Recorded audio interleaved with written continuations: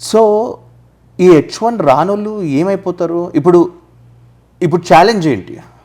So ఇప్పుడు challenge ఏంటంటే సాయి, ఇక్కడ మాస్టర్స్లో ఉన్న వాళ్ళకి, అవుట్ సైడ్ ఉన్న వాళ్ళకి they can keep try every year. So there is no problem for them. Okay, so వాళ్ళు ఎక్కడున్నారో అక్కడే ఉంటారు. బట్ ఇక్కడ వచ్చిన వాళ్ళు ఏంటంటే ఒక ఎక్స్పెక్టేషన్స్ వస్తారు, వాళ్ళంతా లోన్స్ తీసుకొని వస్తారు. సో చాలామంది ఏంటంటే ఆ లోన్స్ ఇక్కడ జాబ్ చేసి రీపే చేయాలని ఉంటారు. ఒకవేళ ఇక్కడ జాబ్ రాకపోయినా బ్యాక్ వెళ్ళి వాళ్ళు ఓన్గా లోన్ కట్టుకోగలిగితే okay, if they are financially sound in India. But if they are not financially sound in India, that's where the problem come. So ఇప్పుడు ఏమవుతుందంటే మనకి ఓపీటీలో 3 ఛాన్సెస్ వస్తాయి. సో 3 ఛాన్స్ వచ్చినప్పుడు ఏంటంటే ఇయర్ ఛాన్స్ మిస్ అయ్యారు, so they can go for next year.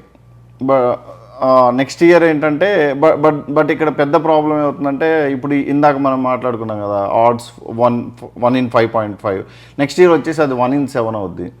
So ఆ next year వచ్చేసి 1 in 8 అవ్వచ్చు. సో ఆడ్స్ ఏంటంటే ఎవ్రీ ఇయర్ ఇంక్రిమెంట్ అవుతున్నాయి. So that's where the challenge come. So ఇంకా మనకేమవుతుందంటే, వాళ్ళు ఓపీటీ మొత్తం ఫినిష్ అయిపోయింది అనుకో, they are not allowed to stay here legally. So వాళ్ళు స్టేటస్ మెయింటైన్ చేయాలి. సో ఆ స్టేటస్ కోసం ఏం చేస్తారంటే, ఇక్కడ వచ్చిన వాళ్ళు ఎవరు బ్యాక్ వెళ్ళడానికి ట్రై చేయరు, ఎందుకంటే ఇందాక మనం చెప్పినట్టు లోన్స్ అవి ఉంటాయి కదా. సో వాళ్ళు ఏం చేస్తారంటే మళ్ళీ కాలేజీలో వెళ్ళి జాయిన్ అవుతారు లీగల్ స్టేటస్ కోసం. సో ఒక పక్క అంటే చాలా మందికి జాబ్ ఉంటుంది అందులో. సో ఆ జాబ్నే మళ్ళీ ఆ శాలరీనే మళ్ళీ ట్యూషన్ ఫీ కట్టుకుంటూ ఉంటారు. Day 1 CPT కాలేజెస్ ఉంటాయి, అది కంప్లీట్లీ డిఫరెంట్ టాపిక్లే. సో Day 1 CPT కాలేజెస్ ఉంటాయి, అందులో జాయిన్ అయ్యి జాబ్ చేసుకుంటా మళ్ళీ నెక్స్ట్ ఇయర్ ట్రై చేస్తారు. సో మళ్ళీ నెక్స్ట్ ఇయర్ రాకపోతే మళ్ళీ ఆ నెక్స్ట్ ఇయర్. సో ఫ్యూచర్లో ఏమవుద్దంటే, అంటే రాని వాళ్ళు ఎక్కువ మంది ఉంటారు.